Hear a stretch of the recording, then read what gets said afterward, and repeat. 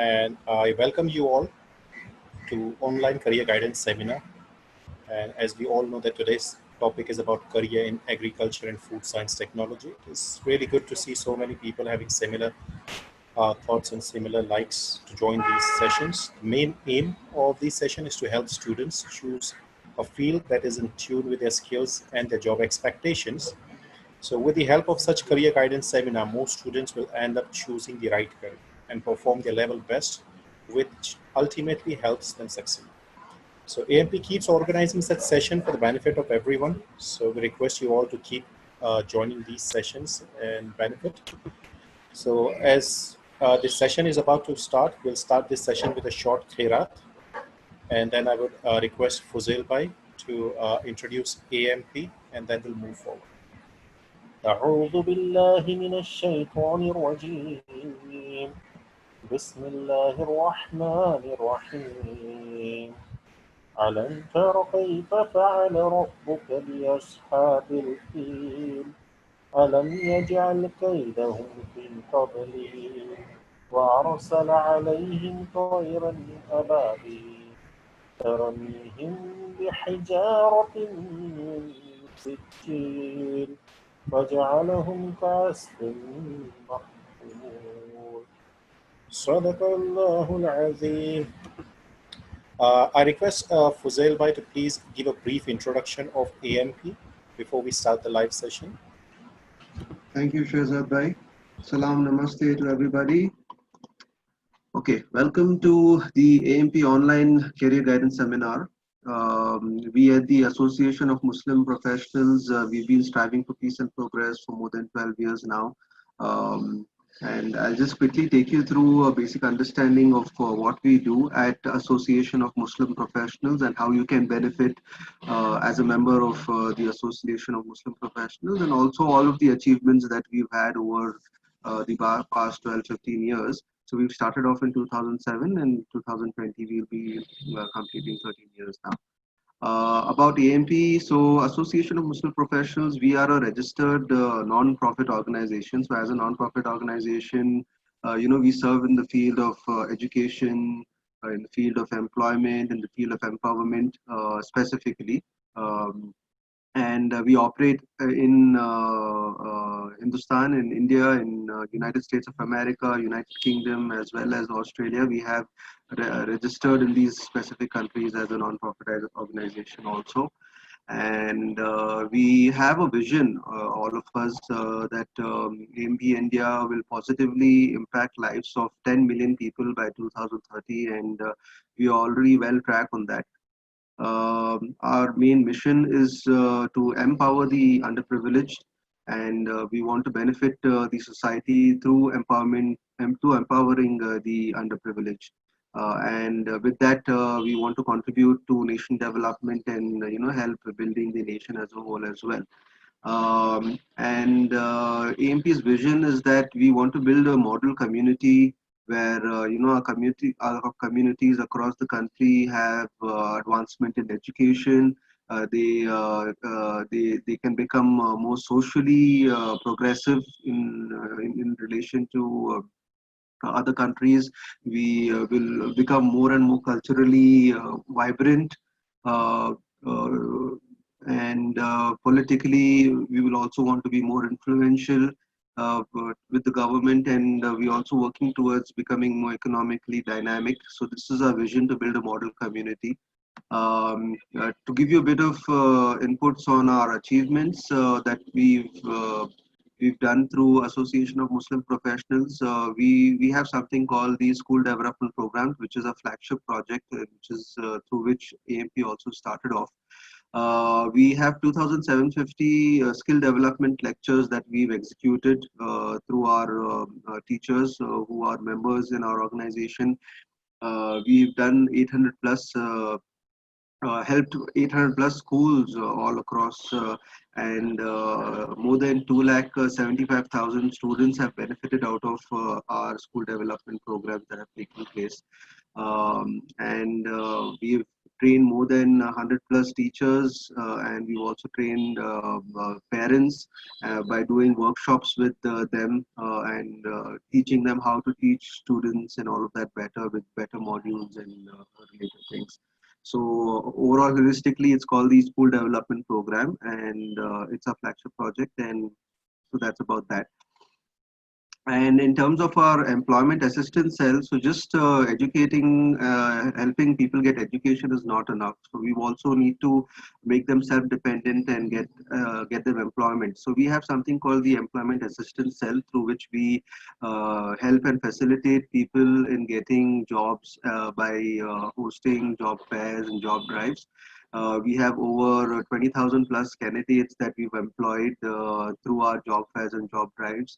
And in terms of development of skills, just education is not enough. So you need a lot of job related skills as well. So, we do employability trainings specific to these skills, and we've done 200 plus of that. And in terms of students, we have degree students, about 15,000 plus, that have been benefited through our employment assistance cell.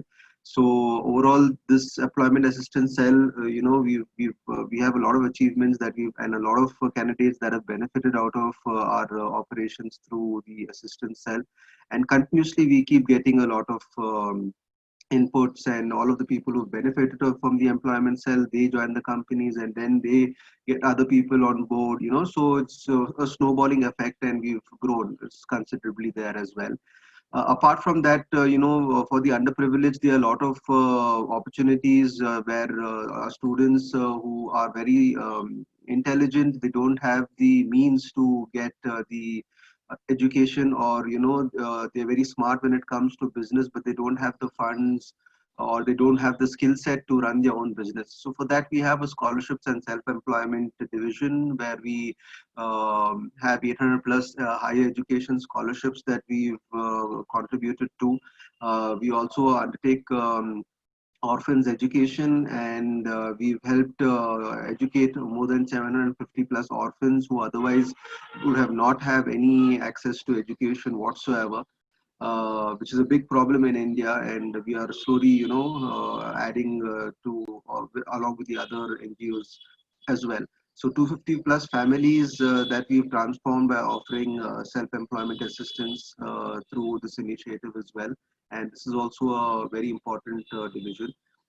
Then we have something called the AMP Resource Center. So we realize that as we keep doing, all of these employment assistances and school development and scholarship and all of that, we create a big knowledge bank. So it is important for the future to be able to access that. So we have something called the AMP Resource Center, where we have 600 plus career counselors on a real-time basis who keep counseling our people who need guidance on either job or education or university or anything to do with their careers.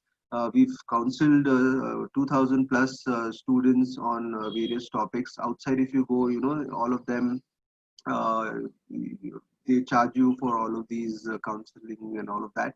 But since we are a non-profit, we actually help the underprivileged with the counseling on their resources. So we have a resource center which is dedicated to that, and 50 plus documents on career guidance that we have relating to various topics, and 100,000 plus, sorry, not 100,000, we have 1,000 plus career chart distributions that we do, where students, we realize that people who are in their 10th standard, 11th standard, they don't know what the future is there for them. They want to become an engineer, but they don't know how to become an engineer. They want to get into agriculture, but they don't know how to get into agriculture and make a career. So the career chart distribution, we try and establish this earlier on in different schools and colleges for different educational academic backgrounds, where people get a clear idea early on that ऐसा करेंगे तो ऐसा होगा, फिर degree होगी, मैं degree में ये करेंगे, फिर एमबीए में करेंगे. So it's a big chart, so we work on that. So that is a part of AMT Resource Center. Then we have a lot of awards and partnerships that we are tied up with a lot of other NGOs and state governments. So um, because we are an NGO, we have more than 280 plus renowned educationalists which we are connected with and awarded with, who have a lot of knowledge, who are professors in big universities, who have a lot of work experience relating to the specific fields. So, they actually help all of our members as well, and all of our attendees in various seminars, and also in counseling and scholarship, and they give us a lot of advice as well. We have 30 plus partners for skill training and job fairs, and we also include state governments in that. So we work very closely with the government in uplifting the and developing the nation. Um, and we have chapter and executive bodies across the entire country, and entire globally, basically, wherever that we operate. So we work very closely with the state governments there. And in terms of our partnerships, we have partnered with various NGOs for various programs over the last 12 to 15 years, and there are more than 50 plus NGOs that we've partnered with and benefited. So that's basically a short understanding of AMP.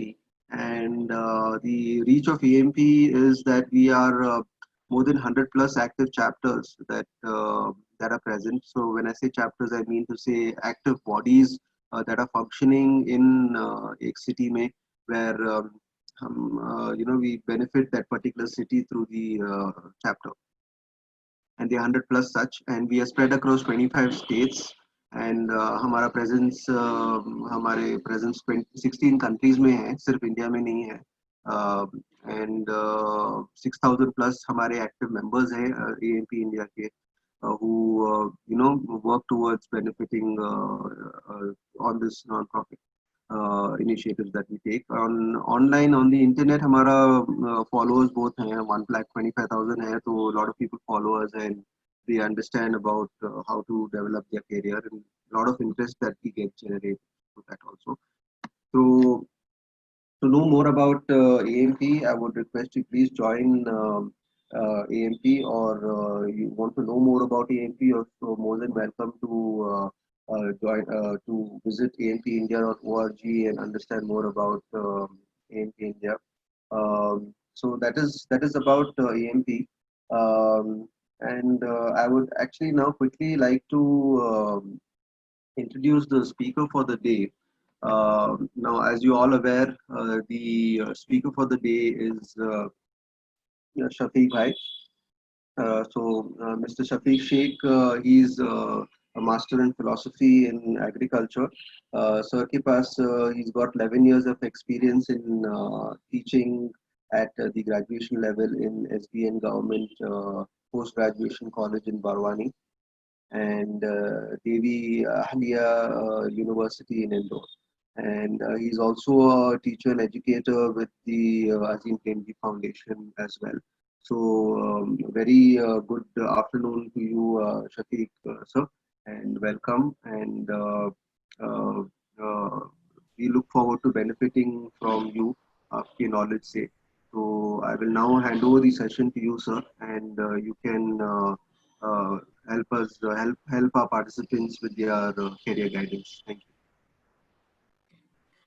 शुक्रिया फुजैल भाई and AMP कि मुझे आप लोगों ने आज एक बहुत पाकीज़ा काम का हिस्सा बनने और आप सब लोगों से मुखातिब होने का मौका दिया.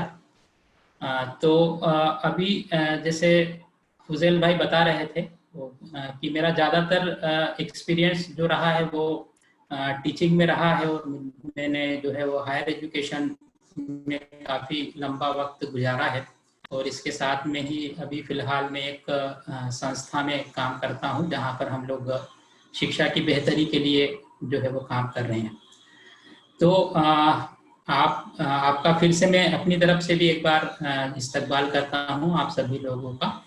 और जैसा कि तय हुआ है कि हम लोग शुरुआत में कुछ एग्रीकल्चर की फील्ड्स में क्या क्या करियर की पॉसिबिलिटीज़ हो सकती है उस पर बात करेंगे, और इस सेशन के एंड में हम लोग जो है वो आपके जो भी प्रश्न होंगे उनको लेने की कोशिश करेंगे. तो मैं अपनी स्क्रीन शेयर कर रहा हूँ. फुजैल भाई अगर ये दिखने लगे तो आप ज़रूर बताइएगा. ये अभी तो नहीं दिख रहा है.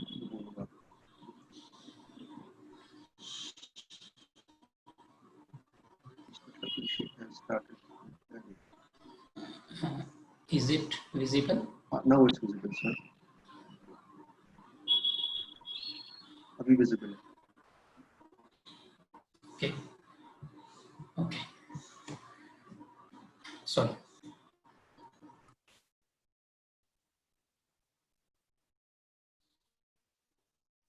तो आज का हमारा ये जो टॉपिक है कि career in agriculture and food processing या फूड टेक्नोलॉजी में, तो इस पूरे प्रेजेंटेशन को मैंने डिजाइन करने की कोशिश ये की है कि हम लोग पहले उस फील्ड की बात करें, एग्रीकल्चर की तमाम फील्ड्स क्या क्या हो सकती है एग्रीकल्चर के एरिया में, और उस फील्ड से रिलेटेड काम क्या क्या हो सकते हैं, वो कौन कौन सी ऐसी इंस्टीट्यूट है जहाँ पर इसकी पढ़ाई हो सकती है, और उस पढ़ाई के बाद हम लोग किस किस तरह का काम कर सकते हैं, तो मैंने पूरे प्रेजेंटेशन में शामिल करने की कोशिश की है। थोड़ी बात हम लोग एग्रीकल्चर की करते हैं शुरुआत में। आप जानते हैं कि पहले के मुकाबले आधुनिक कृषि जो है वो बिल्कुल उसमें बहुत बड़ा बदलाव आया है। हम लोग कृषि को सिर्फ इतना ही जानते थे कि किसी जमीन की जुताई पर बीजों और उससे जो प्रोडक्शन मिलता है उसको ले लेना, ये कृषि है। लेकिन आज के जमाने में कृषि जो है वो एक बड़े क्षेत्र के रूप में हमारे सामने ही है।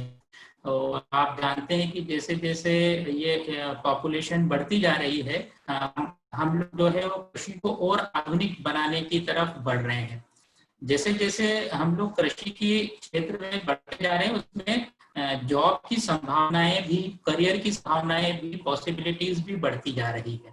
और अब कृषि जो है वो सिर्फ खेत में जुताई करने से लेके बहुत आगे बढ़ चुकी है। और आप देखते हैं कि कृषि हॉर्टिकल्चर से लेके एग्रीकल्चर बायोटेक्नोलॉजी तक इसका फैलाव हो रहा है।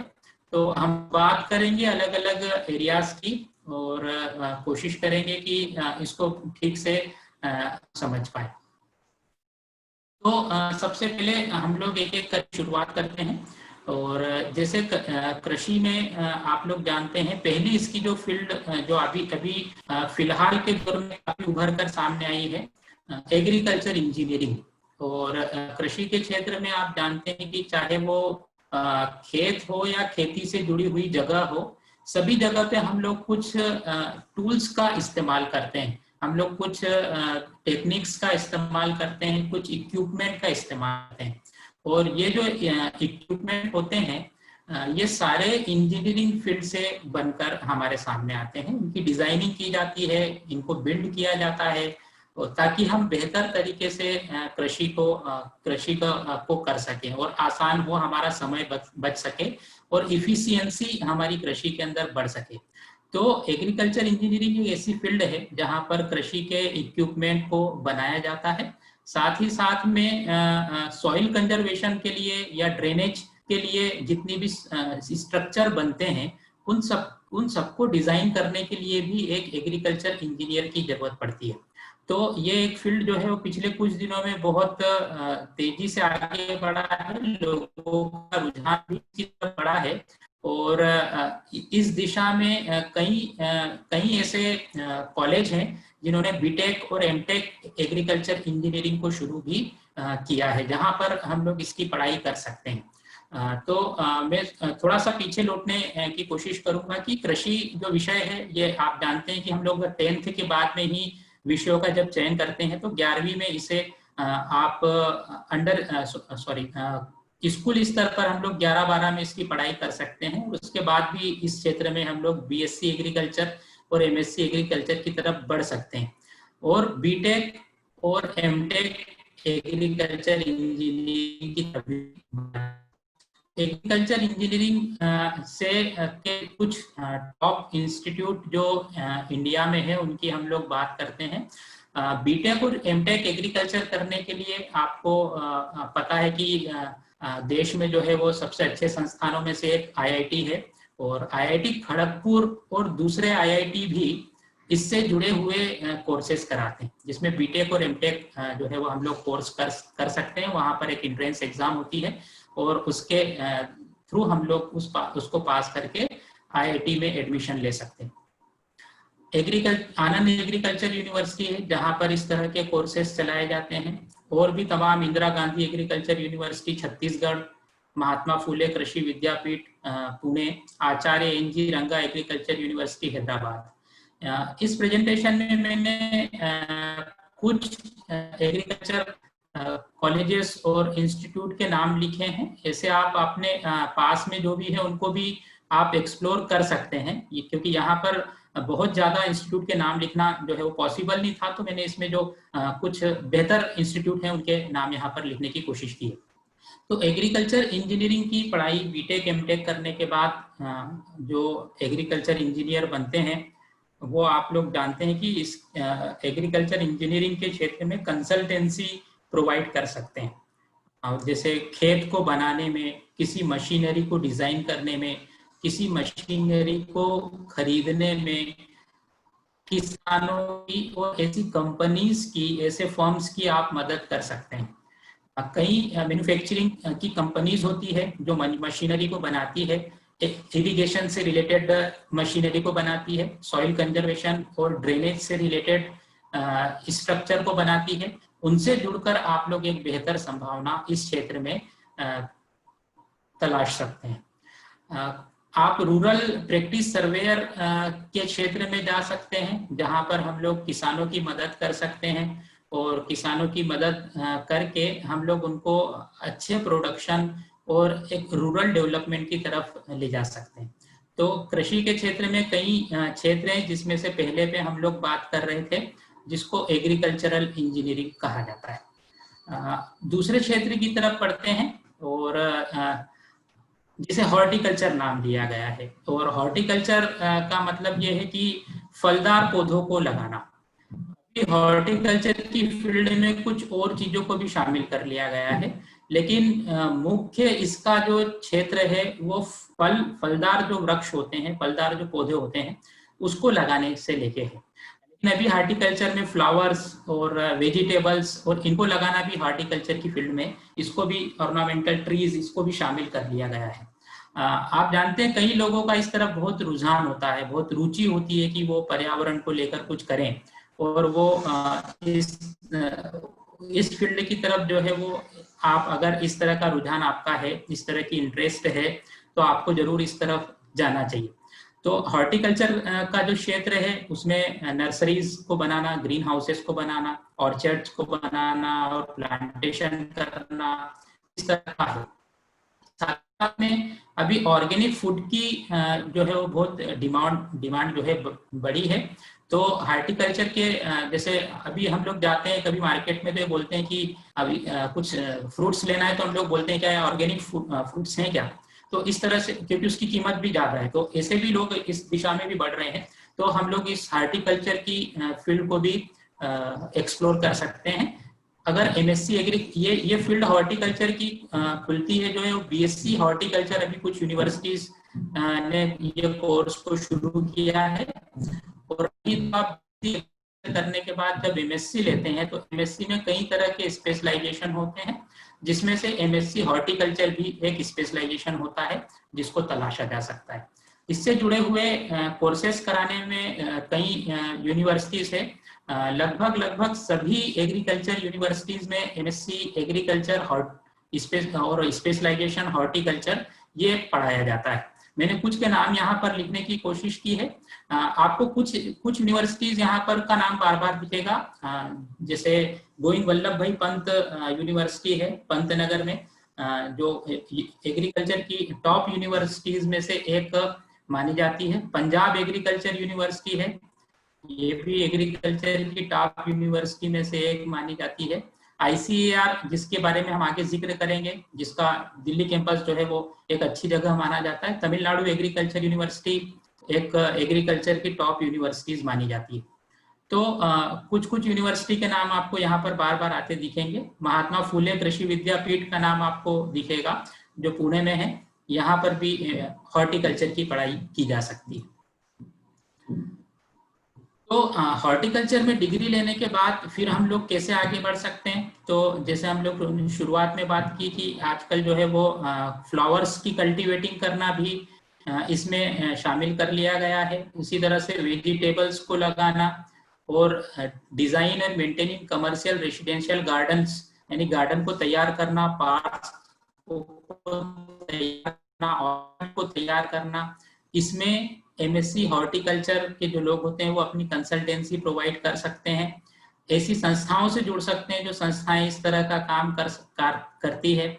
जो हॉर्टिकल्चर साइंटिस्ट होते हैं वो जो है वो बेहतरीन जो कल्टीवेशन की मेथड्स होती है उसको जानते हैं और इसके बारे में लोगों को जो है वो अवेयर कर सकते हैं, इसके बारे में उनको गाइड कर सकते हैं। तो एमएससी हॉर्टिकल्चर जो है वो एक अच्छा फील्ड सामने आया है। आप जानते हैं कि कई ऐसी गवर्नमेंट की भी नर्सरीज होती हैं, उन नर्सरीज को मेंटेन करने के लिए भी इस तरह की विशेषज्ञता वाले लोगों की जरूरत पड़ती है। हॉर्टिकल्चर से थोड़ा आगे बढ़ते हैं, डेयरी टेक्नोलॉजी। आप देखिए अभी जिस तरह के संकट से पूरी दुनिया जो है वो गुजर रही है, उसमें आप देखिए कि दूध को एक जो है वो एसेंशियल वस्तु माना गया है, एसेंशियल चीज माना गया है। और जिस तरह से सब्जी और ये लोगों के लिए जरूरी है, उसी तरह से दूध की दुकानें भी आप जानते हैं कि लॉकडाउन के दौरान भी इसे खोला गया है। तो ये जो क्षेत्र है डेयरी टेक्नोलॉजी का, ये काफी जो है वो बड़ा है और कई जगह पर जो है वो डेयरी लोगों ने स्थापित की है। और सिर्फ डेयरी से दूध का ही नहीं, दूध से बने हुए और भी प्रोडक्ट्स होते हैं जिनकी सेलिंग, जिनकी मार्केटिंग, जिनका स्टोरेज, जिनकी पैकेजिंग, इन सब में कई जॉब के स्कोप होते हैं। तो दूध का प्रोडक्शन करना, उसको कलेक्शन करना, स्टोरेज करना और उसके बाद उसकी सेलिंग और उसकी मार्केटिंग करना, इसमें बहुत सारा स्कोप जो है वो पिछले कुछ दिनों में निकला है। बड़ी बड़ी ऐसी डेयरीज है जिनका नाम भी आप लोगों ने सुना होगा, हम लोग उसका आगे भी नाम भी देखेंगे, जैसे अमूल, सांची, यहाँ पर भी इस तरह के विशेषज्ञ लोगों की जरूरत पड़ती है। तो डेयरी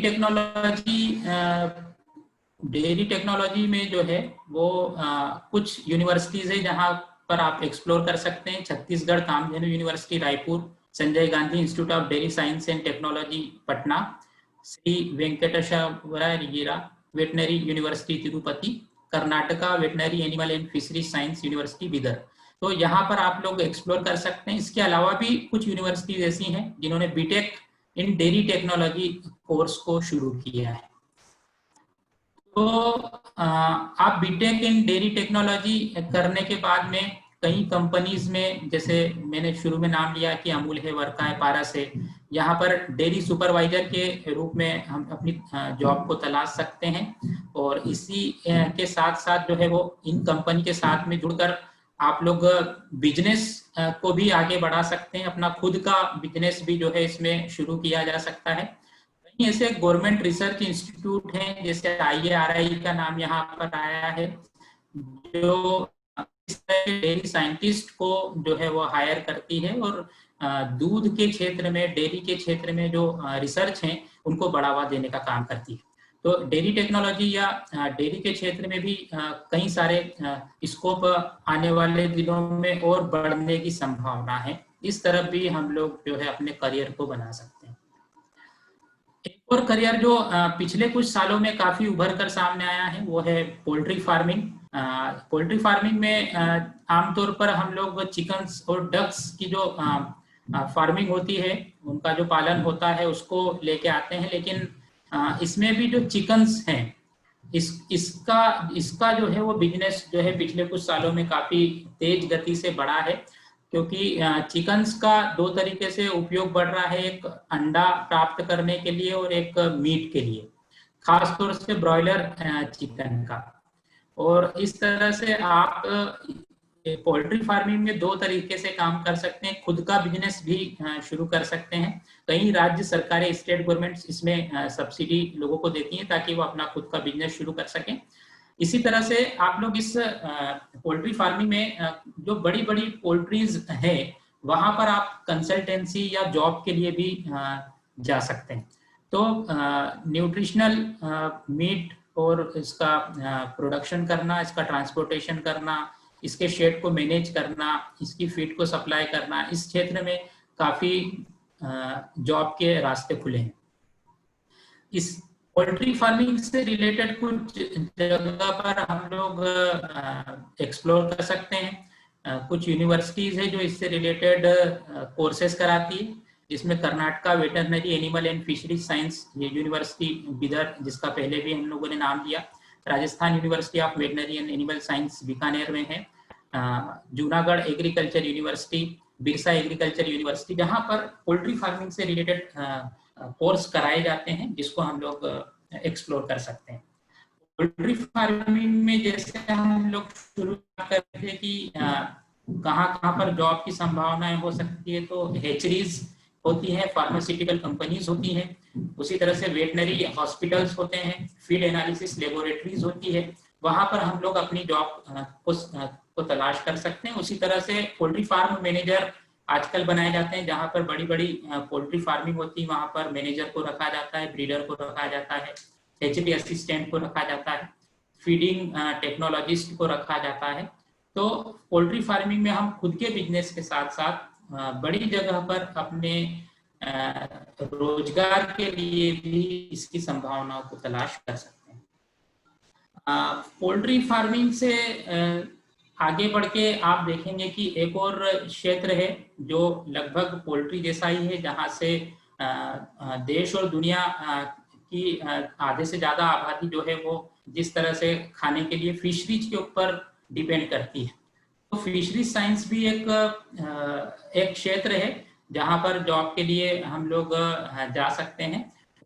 अभी जो है वो कमर्शियल रूप से फिशरीज जो है वो की जाने लगी है। आप देखते होंगे बड़े बड़े तालाब बनाए जाते हैं और उस तालाब में जो है वो मछली पालन किया जाता है। और अभी जैसे कल भी हम लोगों की बात चल रही थी कि पहले एग्रीकल्चर में ऐसा होता था कि अभी आधे से ज्यादा लोग ये समझते हैं कि एग्रीकल्चर मतलब सिर्फ पौधों को उगा लेना और उसका प्रोडक्शन ले लेना, लेकिन एग्रीकल्चर इससे बहुत आगे भी है।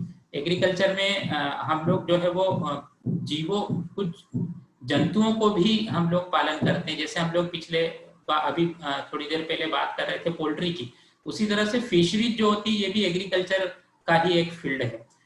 तो मछली पालन में कई संभावनाएं हैं और इसको देखते हैं कि इससे रिलेटेड कोर्सेज कहाँ पर होते हैं। तो Karnataka veterinary animal science Bidar इसका बेस्ट इंस्टीट्यूट है। उसी तरह से Kerala university of fisheries and ocean sciences Kochi में है, Maharashtra animal and fisheries university Nagpur में है, Tamil Nadu fisheries university, Bengal university of animal and fishery science. इस तरह से हम लोग एमएससी जो है वो फिशरीज साइंस में कर सकते हैं और मछली पालन के क्षेत्र में खुद के व्यवसाय के साथ साथ हम लोग बड़ी बड़ी इस तरह से जहां पर मछली पालन केंद्र होते हैं वहां पर जॉब की संभावनाओं को तलाश करते हैं। वहां पर कई अपॉर्चुनिटीज होती है। गवर्नमेंट के कई डिपार्टमेंट हैं, सेंट्रल गवर्नमेंट के हैं, स्टेट गवर्नमेंट के हैं, जहां पर जो है वो फिशरीज की पढ़ाई करने वाले लोगों की जरूरत पड़ती है। मैं मध्य प्रदेश की बात करूं तो यहाँ पर जो है वो फिशरीज डिपार्टमेंट एक होता है। उस फिशरीज डिपार्टमेंट में जो है वो इस तरह से फिशरीज करे हुए विशेषज्ञ लोगों की जरूरत पड़ती है। तो हम लोग ये कोर्स करके खुद का बिजनेस भी स्टार्ट कर सकते हैं, जॉब भी कर सकते हैं, गवर्नमेंट जॉब भी कर सकते हैं, प्राइवेट क्षेत्र में भी जॉब को तलाश कर सकते हैं। एग्रीकल्चर का एक बड़ा जो क्षेत्र जिसकी अभी थोड़ी देर पहले मैंने बात की कि हम लोग जो है वो कुछ पौधों को लगाते हैं, फसलों को लगाते हैं और फसलों से प्रोडक्शन प्राप्त करते हैं। फसलों को लगाना और नेचुरल जितने भी रिसोर्सेस हैं उनका यूज करके प्रोडक्शन लेना, ये क्षेत्र कहलाता है एग्रोनॉमी।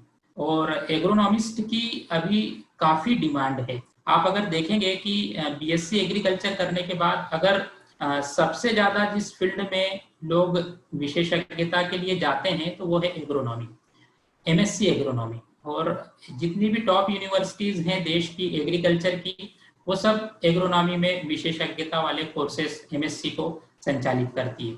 तो एग्रोनॉमी प्योरली फसल उत्पादन से जुड़ा हुआ है और फसल और मिट्टी इन दोनों के रिश्ते को बनाए रखते हुए कैसे हम ज्यादा से ज्यादा प्रोडक्शन ले सकते हैं, इसके सारे काम एग्रोनॉमी की फील्ड के अंदर किए जाते हैं।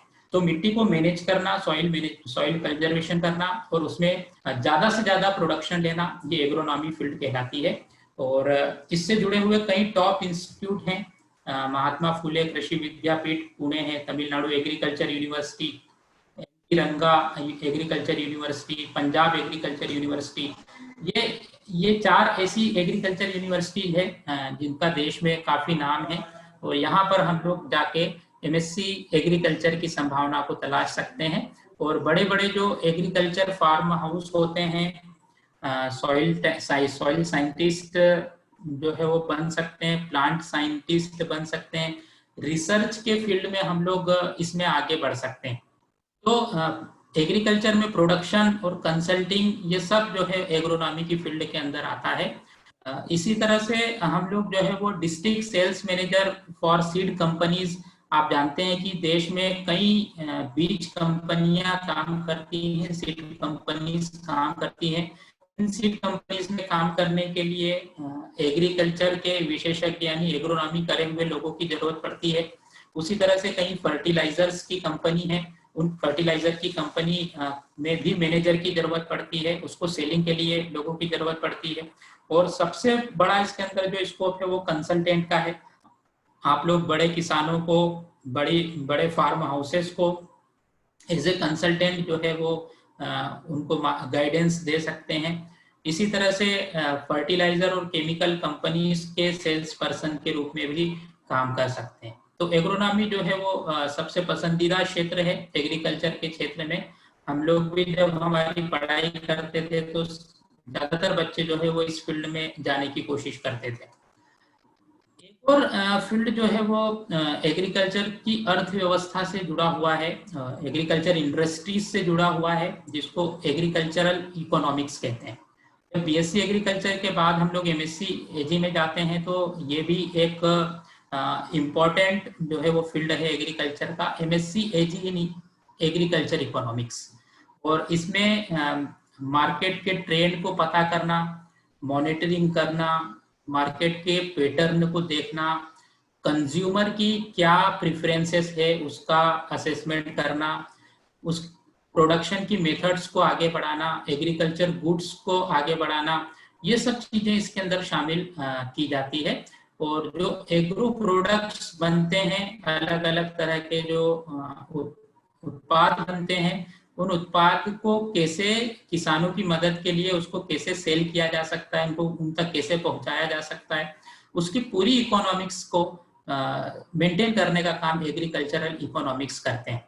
तो live stock sciences, policy analysis, credit analysis, international trend, agri business, सारे फील्ड जो है वो एग्रीकल्चर इकोनॉमिक्स के अंतर्गत आते हैं।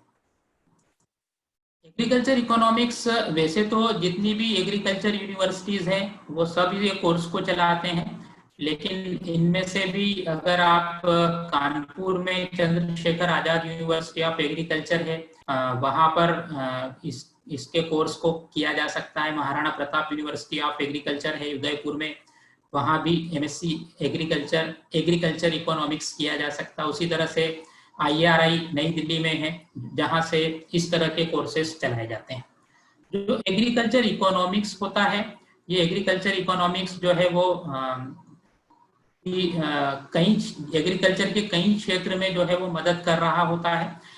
अभी आप पिछले कुछ सालों में अभी ये जैसे ये फसल बीमा योजना सेंट्रल गवर्नमेंट की शुरू हुई है, तो उसकी वजह से हर बैंक में एक एग्रीकल्चरिस्ट की जरूरत पड़ती है। और वो जो एग्रीकल्चर होता है वो क्रेडिट एनालिसिस का काम करता है, एग्रीकल्चर के सारे लोन्स को देखता है, एग्रीकल्चर लोन ऑफिसर उसे कहा जाता है, और सारे इंश्योरेंस को देखता है फार्मर्स के। तो अभी सारे बैंक में इस तरह के लोगों की जरूरत पड़ती है जिन्होंने एग्रीकल्चर इकोनॉमिक्स में अपनी पढ़ाई की है। उसी तरह से आप अगर लिखने का शौक है तो हम लोग मैगजीन्स में, जैसा हमने बताया कि एग्रीकल्चर इकोनॉमिक्स जो है वो एग्रीकल्चर के ट्रेंड्स को देखता है, मार्केट वैल्यू को देखता है, तो इसी तरह के ट्रेड जो है वो जर्नल्स में, न्यूज़पेपर में आपके छप सकते हैं, पब्लिश हो सकते हैं। एग्रीकल्चर के मार्केट का काम किस तरह से हो रहा है, एग्रीकल्चर के जो गुड्स हैं, जो चीजें हैं, वो कैसे बन रही है, कैसे उनको लोगों तक पहुंचाना है, ये काम भी किया जा सकता है। साथ में इसमें पीएचडी तक की पढ़ाई की जा सकती है, और लेक्चरर के रूप में अगर हम लोग जाना चाहते हैं तो वो भी कर सकते हैं। तो ये एग्रीकल्चर इकोनॉमिक्स का जो काम है, जो पूरा एग्रीकल्चर के मार्केट से जुड़ा हुआ है। तो अभी कृषि का मार्केट आप लोग जानते हैं पिछले कुछ सालों में बढ़ा है, और तमाम जो है वो बड़ी बड़ी कंपनीज जो हैं वो एग्रीकल्चर मार्केट की तरफ जो है वो उन्होंने अपना रुख किया है। तो इस क्षेत्र में भी जॉब की प्रबल संभावनाएं हैं। एग्री बिजनेस मैनेजमेंट है जो थोड़ा एग्रीकल्चर इकोनॉमिक्स से जुड़ा हुआ है। एमबीए और बीबीए कोर्सेज भी आजकल एग्रीकल्चर की फील्ड में होने लगे हैं, और हैदराबाद में इसका एक बहुत अच्छा इंस्टीट्यूट है जहां से हम लोग बीबीए और एमबीए जो है कर सकते हैं। और इस एग्री बिजनेस मैनेजमेंट का जो फील्ड है, ये इसके अंतर्गत कई एक्टिविटीज को हैंडल किया जाता है, जैसे मैन्युफैक्चर और distribution of farm equipment and supplies. जो फार्म इक्विपमेंट बनते हैं, जो डिजाइन होते हैं, उनकी मैन्युफैक्चरिंग और उनका डिस्ट्रीब्यूशन करना, उनकी प्रोसेसिंग करना, स्टोरेज करना, फूड के प्रमोशंस को बढ़ाना, fibre and related agriculture products के को बढ़ाना। उसी तरह से एग्री बिजनेस मैनेजमेंट जो होते हैं वो एग्रीकल्चर के जो प्रोडक्ट्स हैं उनको किस तरह से बेचा जाए, इसको लेकर भी वो काम करते हैं।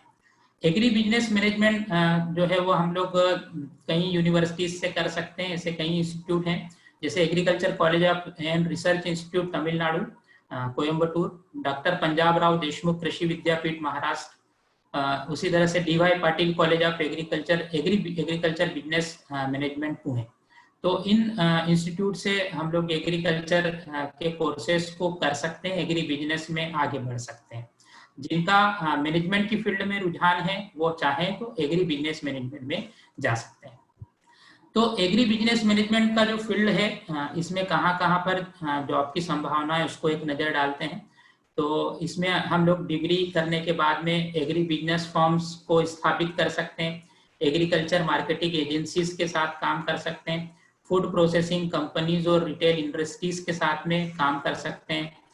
उसी तरह से जो होते हैं उनकी रिस्पॉन्सिबिलिटी भी हमें मिल सकती है, क्वालिटी कंट्रोलर की रिस्पॉन्सिबिलिटी मिल सकती है। आप लोग जानते हैं कि ऐसे एग्रीकल्चर के प्रोडक्ट्स और फूड प्रोडक्ट्स काफी सेलिंग आजकल हो रहे हैं, जिसकी बात हम लोग थोड़ी देर अभी आगे और करेंगे भी। तो उसमें भी जो है वो planning manager, business development executive की जरूरत पड़ती है, एग्रीकल्चर एनालिसिस्ट की जरूरत पड़ती है। वहां पर हम लोग हमारा करियर बना सकते हैं। तो ये कुछ फील्ड्स थे एग्रीकल्चर से रिलेटेड, जो सीधे फील्ड में हम लोग जो है वो काम करने के लिए कैसे किसानों की, सरकार की, कम्युनिटी की मदद कर सकते हैं, अपना खुद का बिजनेस स्थापित कर सकते हैं।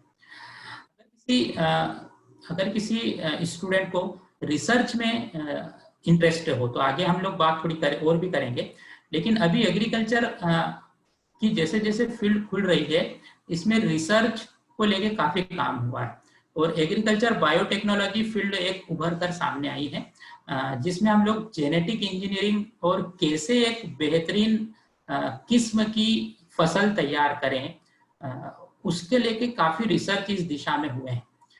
कई ऐसी दवाइयां बनाई गई हैं जिसमें हम लोग वैक्सीनेशन और दूसरी तरह की दवाइयां हैं जिनकी जरूरत पड़ती है, जैसे पोल्ट्री फार्मिंग में है और मछली पालन में है। ये तो दवाइयों की, वैक्सीन की जरूरत पड़ती है, टिश्यू कल्चर की जरूरत पड़ती है। तो एग्रीकल्चरल बायोटेक्नोलॉजी एक ऐसी फील्ड है जिस फील्ड में जो है वो genetic engineering, molecular diagnostic, vaccine, tissue culture, इसको बढ़ावा दिया जाता है। एनिमल एंड माइक्रो ऑर्गेनिज्म के ऊपर काम किया जाता है, और कैसे हम लोग एग्रीकल्चर के प्रोडक्शन को बढ़ाएं, ये एक हमारी चुनौती अभी हमारे सामने है। तो इस फील्ड से कई ऐसी प्रजातियां तैयार की गई हैं, कई ऐसी फसल प्रजातियां बनी हैं जो कम समय में, कम पानी में ज्यादा से ज्यादा उत्पादन दे सके, वो सब एग्रीकल्चर बायोटेक्नोलॉजी की देन है। इससे रिलेटेड कुछ इंस्टीट्यूट हैं जहाँ पर हम लोग इसकी पढ़ाई कर सकते हैं। Indian institute of biotechnology, university of agricultural science, Mahatma Phule Krishi Vidyapeeth, Punjab Rao Deshmukh Krishi विद्यापीठ और तमिलनाडु एग्रीकल्चर यूनिवर्सिटी, जहाँ पर एग्रीकल्चर बायोटेक्नोलॉजी की पढ़ाई होती है और इस क्षेत्र में हम लोग तलाश कर सकते हैं। एग्रीकल्चर बायोटेक्नोलॉजी की पढ़ाई करने के बाद फार्मास्यूटिकल कंपनीज में, केमिकल कंपनीज में जो एग्रो बेस्ड प्रोडक्ट्स बनाती हैं उसके अंदर जॉब आसानी से मिलती है और इसमें प्रोडक्ट डेवलपमेंट साइंटिस्ट के रूप में लोगों को लिया जाता है। इसी तरह से जो बीज की कंपनियां होती हैं, पेस्टिसाइड्स की कंपनी होती हैं, इंसेक्टिसाइड्स की मैन्युफैक्चरिंग कंपनी होती है, वहां पर भी हम लोग इसको तलाश, अपनी जॉब की संभावना को तलाश कर सकते हैं।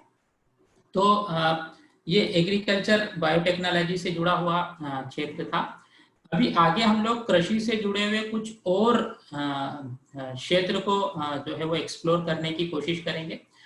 जैसे हो सकता है यहाँ पे जुड़े हुए कई लोगों में से, आज इस सेमिनार में जितने लोग जुड़े हैं उनमें से कई स्टूडेंट्स रिसर्च के क्षेत्र में जाना चाहते होंगे, ट्रेनिंग के क्षेत्र में जाना चाहते होंगे, साइंटिस्ट बनना चाहते होंगे, एजुकेटर बनना चाहते होंगे। तो इस क्षेत्र में हम लोग कैसे अपने जॉब को तलाश सकते हैं, इसके ऊपर हम लोग कुछ बात करेंगे।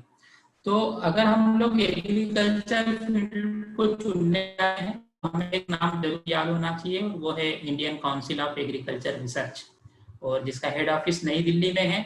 और इस संस्था की स्थापना जो है वो सेंट्रल गवर्नमेंट ने की, और यही संस्था जो है वो पूरे देश के अंदर एग्रीकल्चर को लेके प्लान करती है, कोऑर्डिनेट करती है, रिसर्च और टेक्नोलॉजी को बढ़ावा देती है और सस्टेनेबल एग्रीकल्चर की तरफ रिसर्च का काम करती है। उसी तरह से एग्रीकल्चर के एजुकेशन को और एग्रीकल्चर के में की जो क्वालिटी है इसको बढ़ाने का काम ICAR ही करता है। उसी तरह से टेक्नोलॉजी को आगे ले जाना, उसका एडॉप्टेशन करना, नॉलेज मैनेजमेंट करना, कैपेसिटी डेवलपमेंट प्रोग्राम चलाना, ये भी ICAR का ही काम है। एग्रीकल्चर से जुड़े हुए रिसर्च, एजुकेशन, एक्सटेंशन की पॉलिसीज को बनाना, कोऑपरेट करना, कंसल्टेंसी देना, ये सब ICAR के अंतर्गत किया जाता है।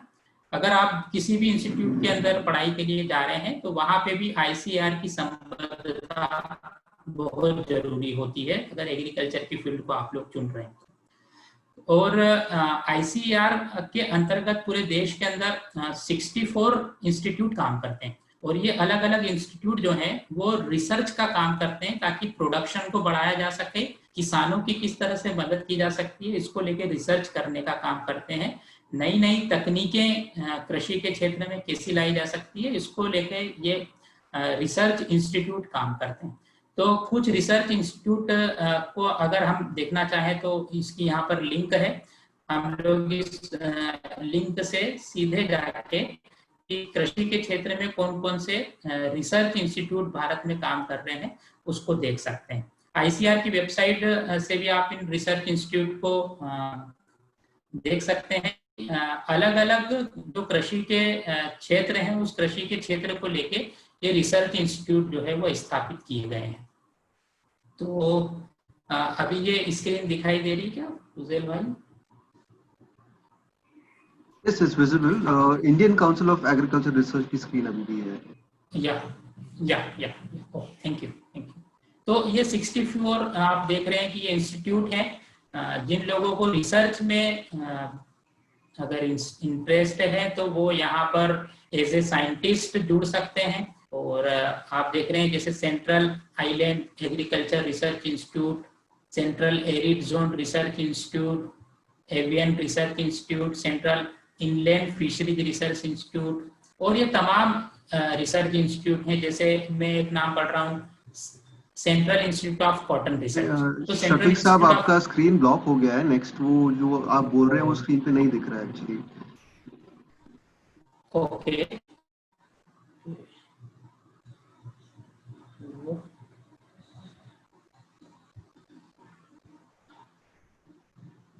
मैं फिर से एक बार कोशिश करूं। आप प्लीज रीशेयर कर लीजिए एक बार आप। Okay,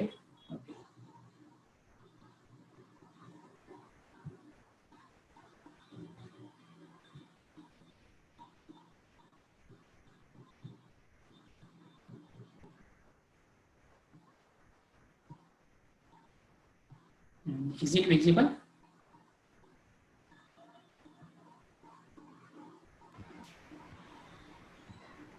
ICAR. It's not visible, sir. वो Okay. problem है. You want me to share this link? एक मिनट मैं share कर. Okay. Okay. I'll just share the. आप disconnect कर लो, मैं share कर लेता हूँ link. ठीक है.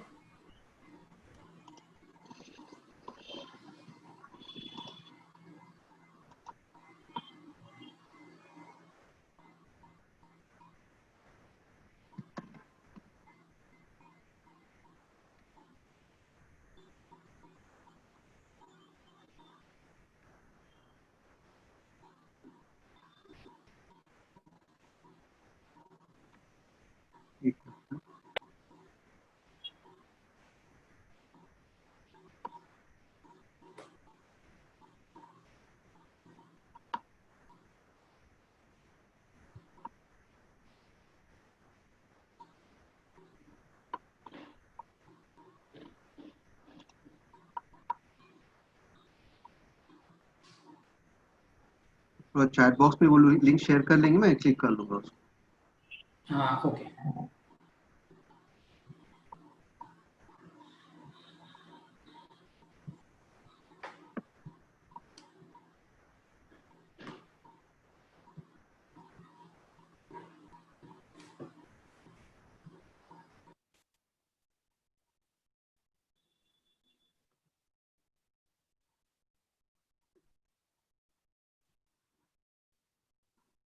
But very interesting session, Doctor, overall so far.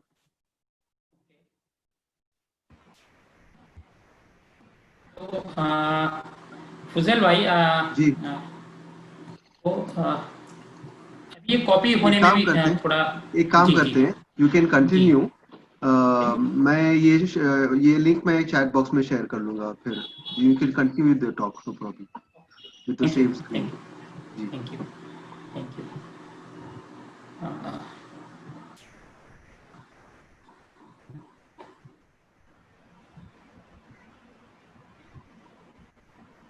तो सॉरी फॉर डिस्टर्बेंस. और हम लोग बात कर रहे थे एग्रीकल्चर में रिसर्च और ट्रेनिंग की, जिसमें हम लोग ICAR की बात कर रहे थे. और ये Indian council of agriculture research जो है वो इस तरह के उनसे संबद्ध कुछ इंस्टीट्यूट हैं जहाँ पर रिसर्च का काम होता है. तो एग्रीकल्चर रिसर्च को कैसे बढ़ावा मिले और कैसे ये लैब में हो रहा हुआ काम लैंड तक पहुंचे, किसानों तक पहुंचे, इसको लेके ये इंस्टीट्यूट काम करते हैं. और तो एक नाम मैंने जैसे बताया था कि Indian institute of cotton research, जो कॉटन से रिलेटेड सारे रिसर्च करता है. जैसे एक और नाम मैं बोलता हूँ NRCS, national research centre for soybean, जहां पर सोयाबीन को लेके रिसर्च होते हैं. ऐसे NRCP, national research centre for potato, जहां पर आलू को लेके ये तमाम रिसर्च होते हैं. तो ICAR इस तरह के रिसर्च सेंटर को जो है वो संचालित करता है. अगर ICAR के इन रिसर्च सेंटर से हमको जुड़ना हो तो फिर हम लोग क्या करें? तो इसके लिए आपको सबसे पहले तो एग्रीकल्चर से की पढ़ाई करना होगी. और एग्रीकल्चर की पढ़ाई करने के हम लोग जैसे UGC नेट का आपने नाम सुना होगा, इसी तरह से एग्रीकल्चर से जुड़ी हुई जो नेट है वो ASRB संचालित करता है. तो ICAR नेट या ASRB नेट कहते हैं. और एग्रीकल्चरल साइंटिस्ट रिक्रूटमेंट बोर्ड जो है वो 1973 में बना.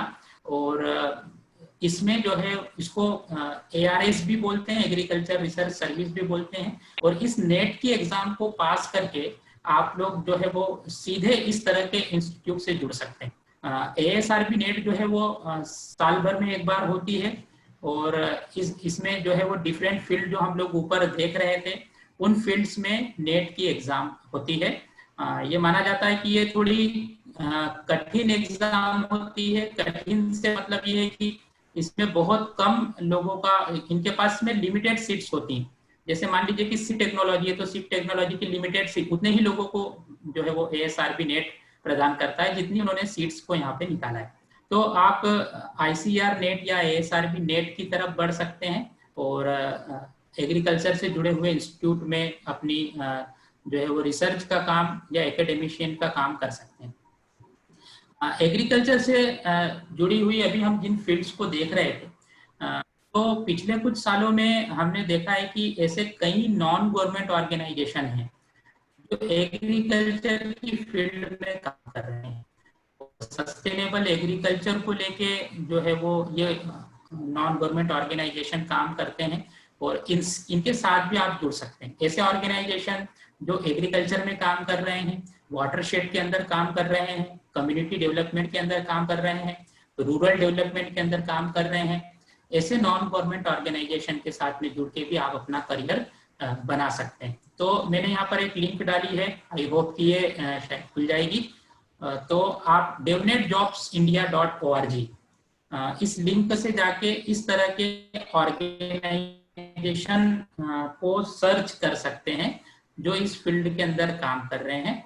और ये ऐसी वेबसाइट है जहां पर एनजीओज में जो जॉब निकलती है उसको उसकी सारी जानकारी यहाँ पर आपको मिल जाएगी। ये दिखाई दे रही होगी।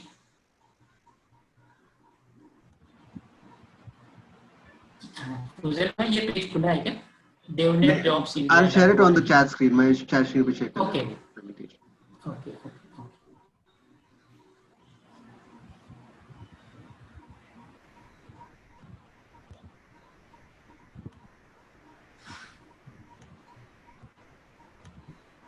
तो इस तरह से हम लोग नॉन गवर्नमेंट ऑर्गेनाइजेशन के अंदर भी जो कृषि से पढ़ाई किए हुए लोग हैं इनकी बहुत ज़रूरत पड़ती है। और मैंने देखा है कि ज़्यादातर स्टूडेंट जो हैं वो सरकारी जॉब के बाद में प्रीफेर करते हैं नॉन गवर्नमेंट ऑर्गेनाइजेशन को।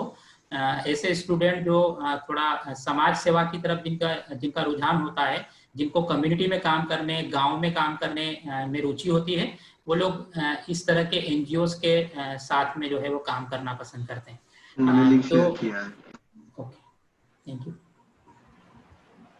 तो अभी ये मेरा प्रेजेंटेशन यहाँ पर खत्म हो गया है। फुजैल भाई, मैंने कोशिश की है कि कुछ एरियाज को यहाँ पर के एग्रीकल्चर के जो करियर हैं उसको लाने की। अब आप बताइए आगे कैसे बढ़ें, कुछ प्रश्न ले सकते हैं क्या? जी, थैंक यू शफीक साहब। Agriculture is no doubt very large field. बहुत सारे अपॉर्चुनिटीज हैं और इतनी बड़ी कंट्री जो है हमारी, such vast and diverse geography, there's a lot of opportunity और lot of understanding भी आपने शेयर की है कि खासकर जो स्टूडेंट ज्वाइन कर रहे हैं एग्रीकल्चर सोचते हैं कि सिर्फ वो प्लांट्स और पौधे के बारे में है, but it is actually about a lot of other things. और उसकी जानकारी और इल्म और नॉलेज का actually is we are very thankful to you to share so much of knowledge regarding agriculture with all of us. Very revealing session on agriculture also. अभी another important thing that I'd like to share here is that आपने जो link share की है और the topics and the universities जो आपने share की है, all of that will be very beneficial to all of our participants जो करियर बनाना चाहते हैं एग्रीकल्चर में।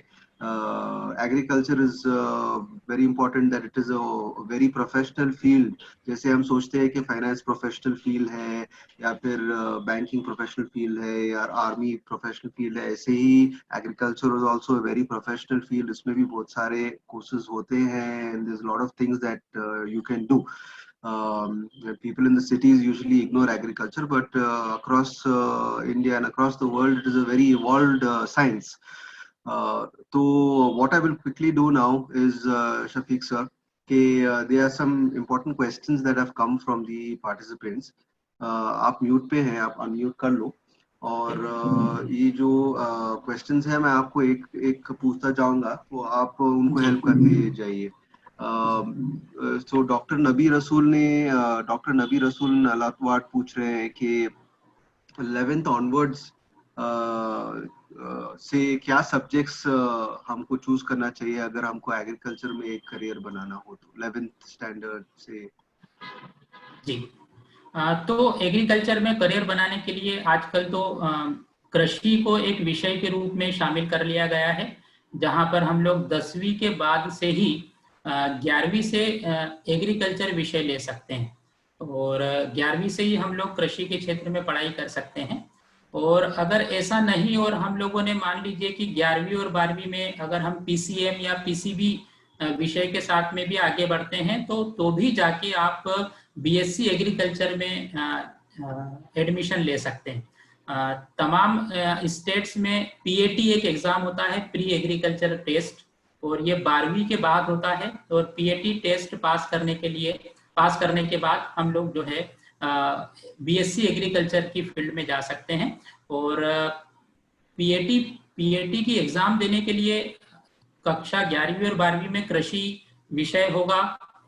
तो जरूर कृषि विषय ही नहीं, अगर आपका फिजिक्स केमिस्ट्री मैथ्स या फिजिक्स केमिस्ट्री बायोलॉजी है तो भी आप पीएटी की एग्जाम दे सकते हैं और आप बीएससी एग्रीकल्चर में एडमिशन ले सकते हैं।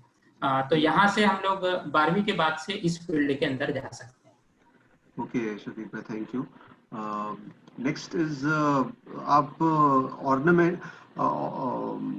ऑर्नामेंटल के बारे में नहीं, ऑर्नामेंटल नहीं बोल रहे थे ये स्टार्टिंग में आप बोल रहे थे हॉर्टिकल्चर के पहले जो था यू टॉक अबाउट ऑर्नामेंटल्स। तो ऑर्नामेंटल के बारे में क्या है, what is the field of ornamental और उसमें क्या है? तो अभी जैसे बहुत सारे लोग हैं जिनको अपने घर पे ही सजावटी पौधे ऑर्नामेंटल प्लांट्स लगाना जो है वो पसंद है। और हम लोग देखते हैं कि कई पार्क में, कई कारखानों में, कई इंडस्ट्रीज में इस तरह के सजावटी पौधे, खूबसूरत पौधे जो है वो लगाए जाते हैं, खूबसूरती के लिए भी और पर्यावरण को बचाने के लिए भी। तो हॉर्टिकल्चर एक ऐसा फील्ड है जिसमें ऑर्नामेंटल प्लांट्स के बारे में भी रिसर्च किया जाता है, उनको भी किस तरह से लगाया जाए, उनका प्रोडक्शन किस तरह से बढ़ाया जाए, इसकी पढ़ाई की जाती है। तो ऑर्नामेंटल प्लांट्स के क्षेत्र में भी हम लोग अपना करियर बना सकते हैं। आजकल ऐसी बड़ी बड़ी नर्सरीज होती हैं जो इस तरह के पौधों को लगाती है और उनके कई ब्रीड्स तैयार करती है और नए नए तरीके के खूबसूरत पौधों को जो है वो बनाती है। अगर आप देखेंगे कि गुलाब की भी कई किस्में होती है, तो इन किस्मों को बनाना और इनके कई वेराइटीज को तैयार करना, ये क्षेत्र भी जो है वो हॉर्टिकल्चर के अंदर आता है। थैंक यू शफीक साहब। नेक्स्ट क्वेश्चन डॉक्टर नबी रसूल अगेन पूछते हैं कि university of agriculture sciences in Dharwad Karnataka, is it also another important university that can be included? जी। तो ऐसी कई यूनिवर्सिटीज है जिनका नाम मैं यहाँ पर लिख नहीं पाया हूँ। धारवाड़ की यूनिवर्सिटी कृषि के क्षेत्र में काफी इसका नाम है। यहाँ से भी हम लोग जो है वो कृषि से जुड़े हुए कोर्सेस कर सकते हैं, थैंक्स टू डॉक्टर नबी। तो उसका नाम जो है वो यहाँ पर आया नहीं है, लेकिन वो यूनिवर्सिटी भी काफी नामी यूनिवर्सिटी है देश की। Thank you doctor. अगला वाला फुल फॉर्म ऑफ IARI। हाँ, इंडियन एग्रीकल्चर रिसर्च इंस्टीट्यूट। जैसे हम लोगों ने ICAR के बारे में बताया था कि ICAR एक ऐसी संस्था है जो एग्रीकल्चर के सारे कामों को भारत में कोऑर्डिनेट करती है। उसी तरह से IARI जो है, इंडियन एग्रीकल्चरल रिसर्च इंस्टीट्यूट, ये एग्रीकल्चर से जुड़े हुए रिसर्च को बढ़ावा देने का काम करता है। IARI इसका मेन काम ही होता है एग्रीकल्चर से जुड़े हुए जितने भी रिसर्च हैं, चाहे वो फील्ड के रिसर्च हो, चाहे वो लैब में होने वाले रिसर्च हो बायोटेक्नोलॉजी के, ये सारे काम ये इंस्टीट्यूट करता है, IARI, Indian agriculture research institute. अगला क्वेश्चन है qualification required to maintain aquarium. Aquarium? जी, एक्वेरियम, फिशरीज एक्वेरियम। हाँ। तो इसके लिए जो है वो BSc और MSc फिशरीज आजकल कोर्सेज शुरू हुए हैं। अगर आप एग्रीकल्चर फील्ड में नहीं हैं तो भी अगर आप बायोलॉजी फील्ड में, तो बायोलॉजी के स्टूडेंट्स के लिए भी BSc लेवल पर और MSc लेवल पर फिशरीज एक विषय शुरू किया गया है, BSc fisheries science and MSc fisheries science.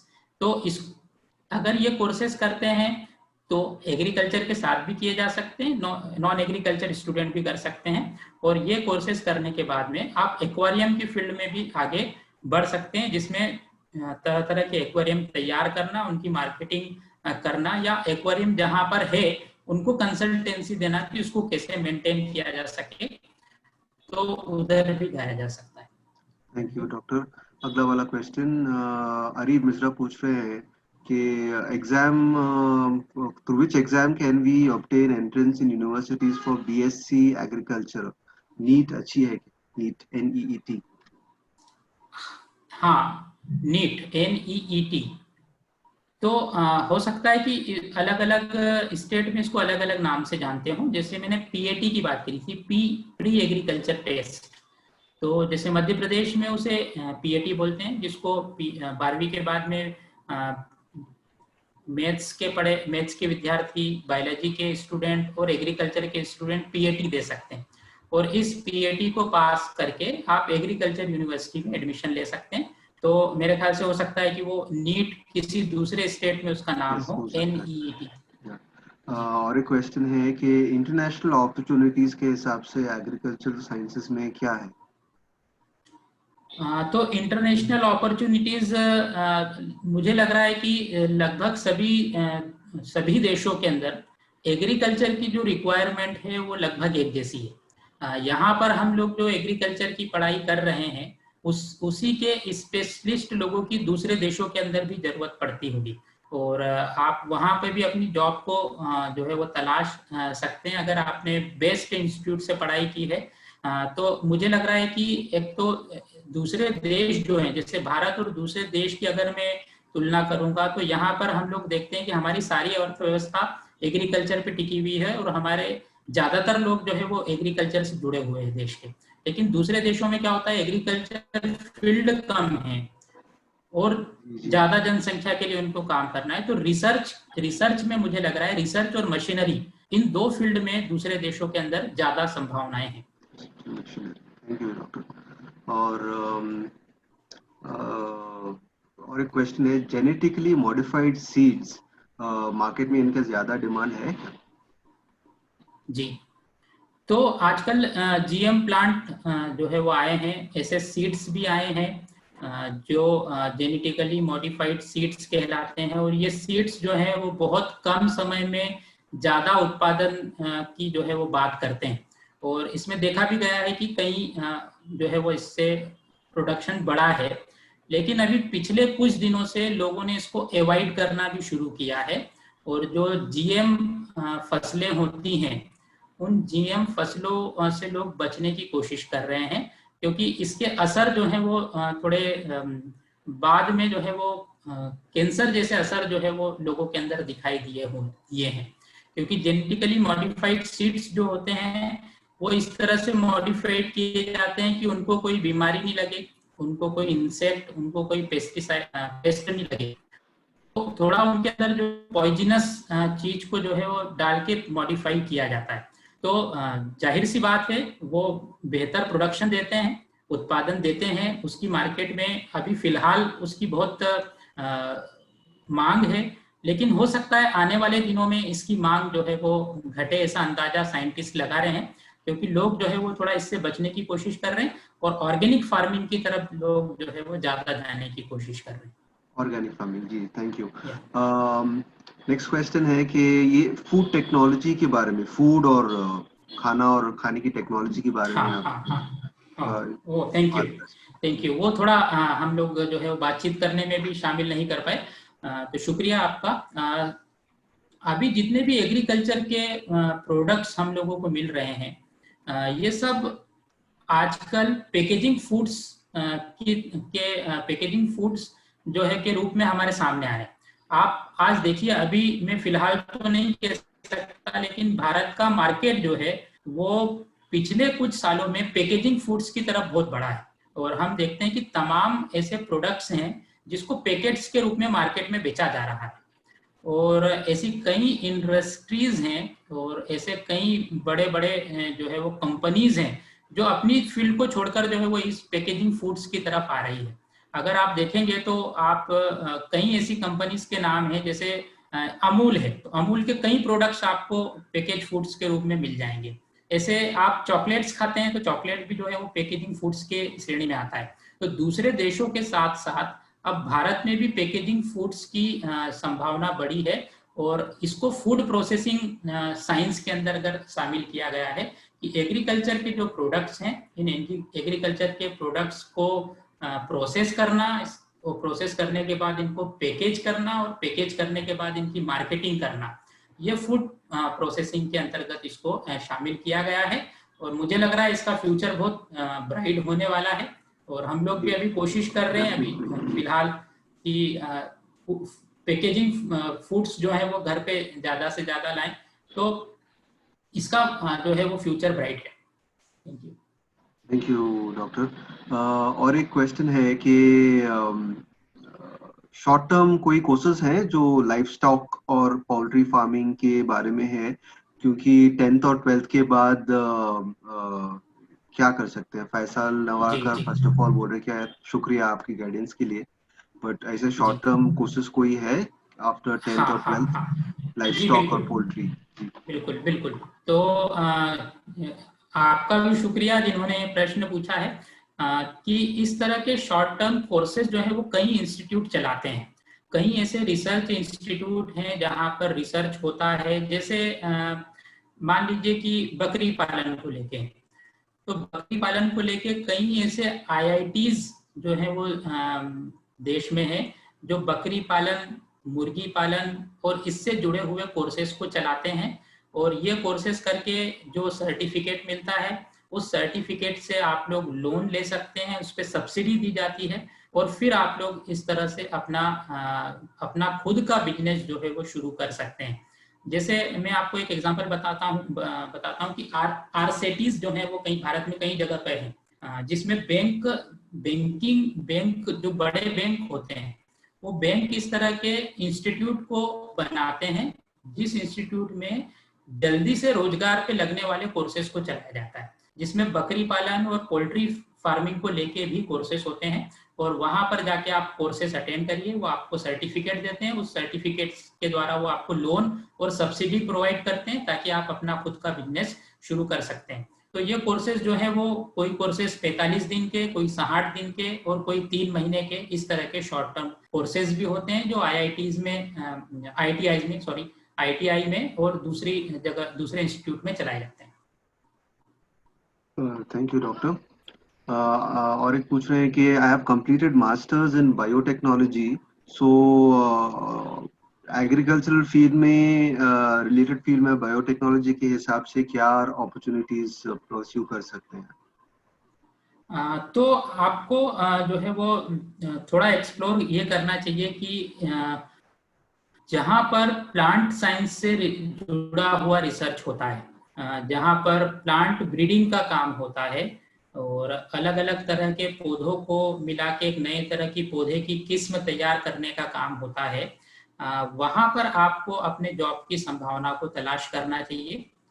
ऐसी कई सीड कंपनीज हैं, बीज की कंपनियां हैं जो बायोटेक्नोलॉजी को लेके काम कर रही है, वहां पर भी हम लोग अपनी जॉब को तलाश सकते हैं। ये एक बेहतरीन फील्ड है, सीड कंपनीज। और ऐसे कई बीज की कंपनियां हैं जो बेहतरीन सीड बनाने की दिशा में काम करती है, ब्रीडर सीड्स बनाती है। और इस सीड्स को बनाने के लिए उनको इस तरह के लोगों की जरूरत पड़ती है जिन्होंने बायोटेक्नोलॉजी में अपनी पढ़ाई की हो। तो जेनेटिक इंजीनियरिंग का जहाँ पे काम होता है, प्लांट मॉडिफिकेशन का काम होता है, नई किस्में तैयार करने का काम होता है, या बीज की कोई कंपनी है, इस जगह पर आप अपनी संभावना को तलाश सकते हैं। शुक्रिया। और सईद खालिल अहमद बोल रहे हैं, thank you for very informative and well presented session. Are there any national or international scholarships specific to agricultural engineering? Scholarships? तो इसका थोड़ा जवाब देना मेरे लिए मुश्किल है, लेकिन कई जहाँ पर हम लोग इसकी पढ़ाई करते हैं तो वो यूनिवर्सिटी और सेंट्रल गवर्नमेंट और जो स्टेट गवर्नमेंट्स होती है, वो जो बैकवर्ड स्टूडेंट्स होते हैं उनको स्कॉलरशिप देती है।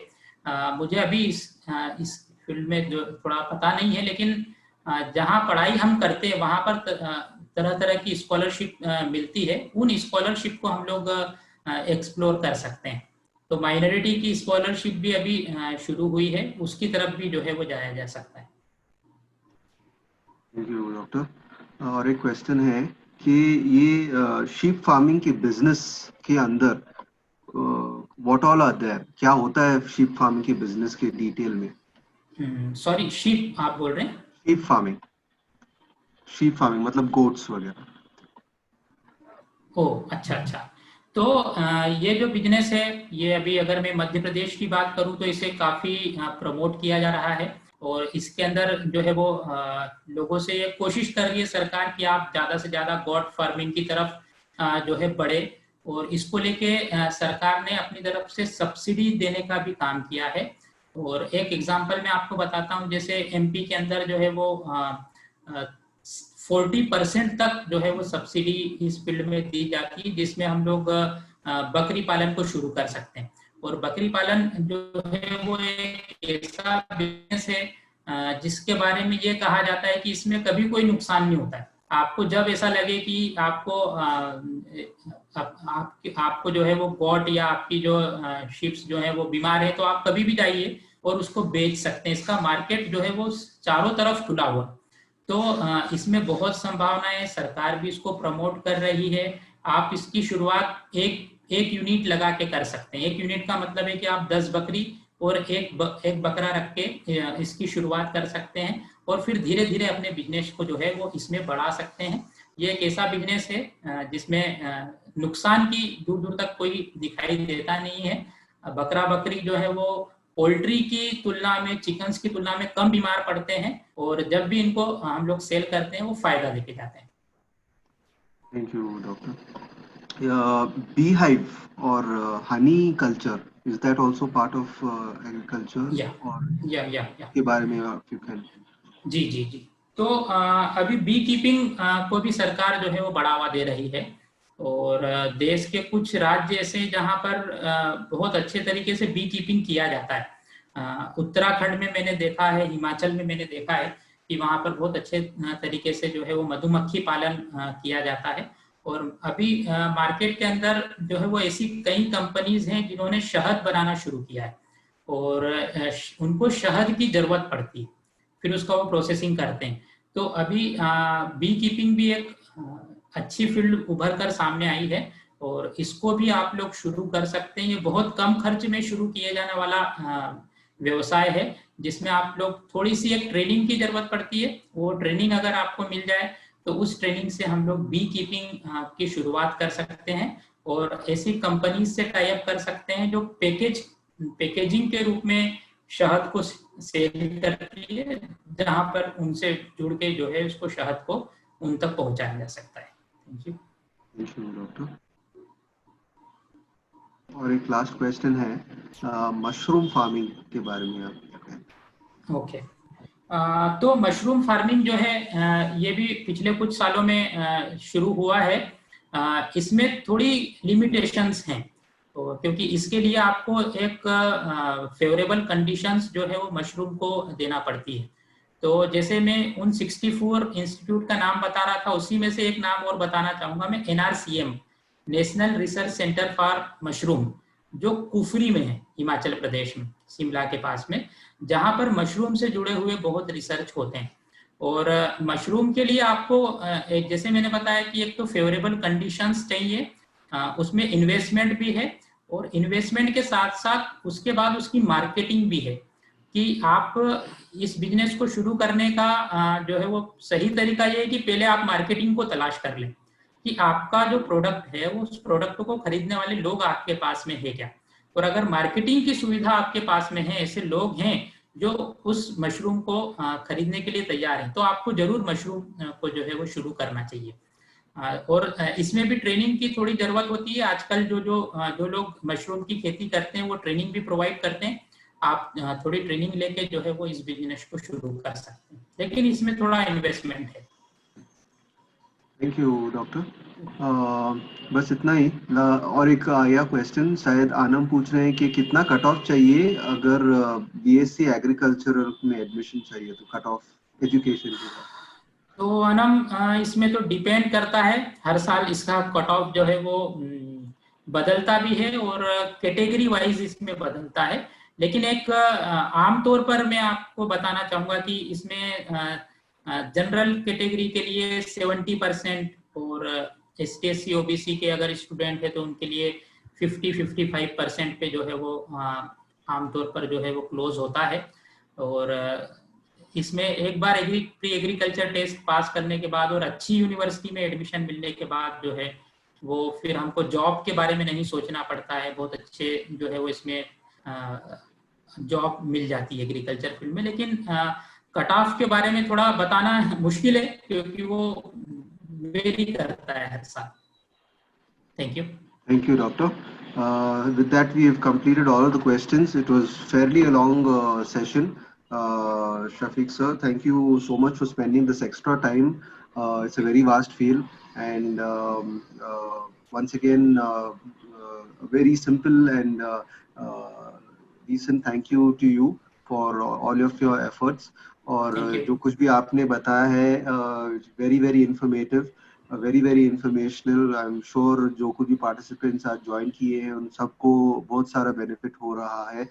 और एग्रीकल्चर ऐसी एक हमारी फील्ड है जिसके बारे में हमको और जानकारी लेनी चाहिए, because it is the largest employer in India.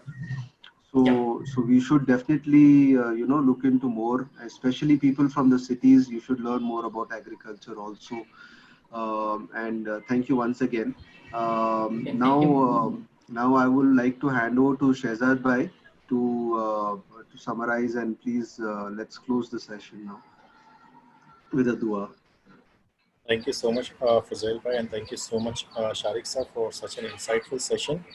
Well, agriculture has always been one of my favorite topic, you can say, because in my native place, we have a very big college of agriculture in Dapoli, Ratnagiri, and whenever I visit my native place, I always make sure that I go there.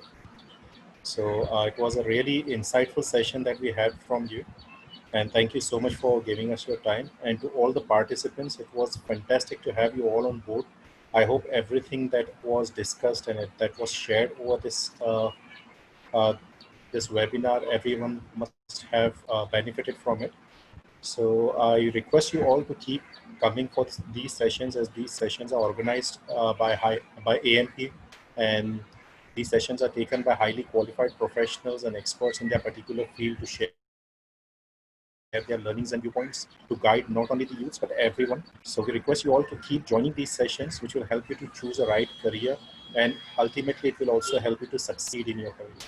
So we request you also to share this with your friends and family and ask them to join these sessions as well.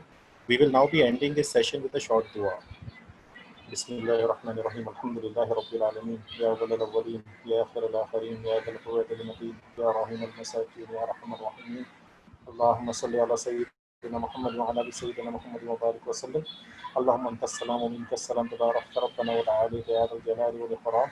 Rabbana atina fid dunya hasanatan wa fil akhirati hasanatan wa qina azaban nar. Rabbana zalamna anfusana wa illam taghfir lana wa tarhamna lanakunanna minal khasirin. Rabbi shrah li sadri wa yassir li amri wa hlul 'uqdatan min lisani yafqahu qawli.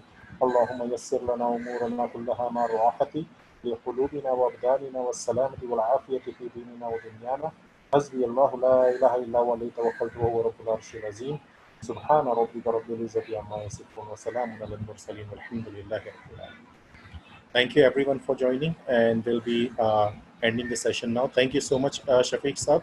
We'll be looking forward to have some more sessions like these in future with you. Thank you. Sure. Assalamu alaikum. Assalamu alaikum.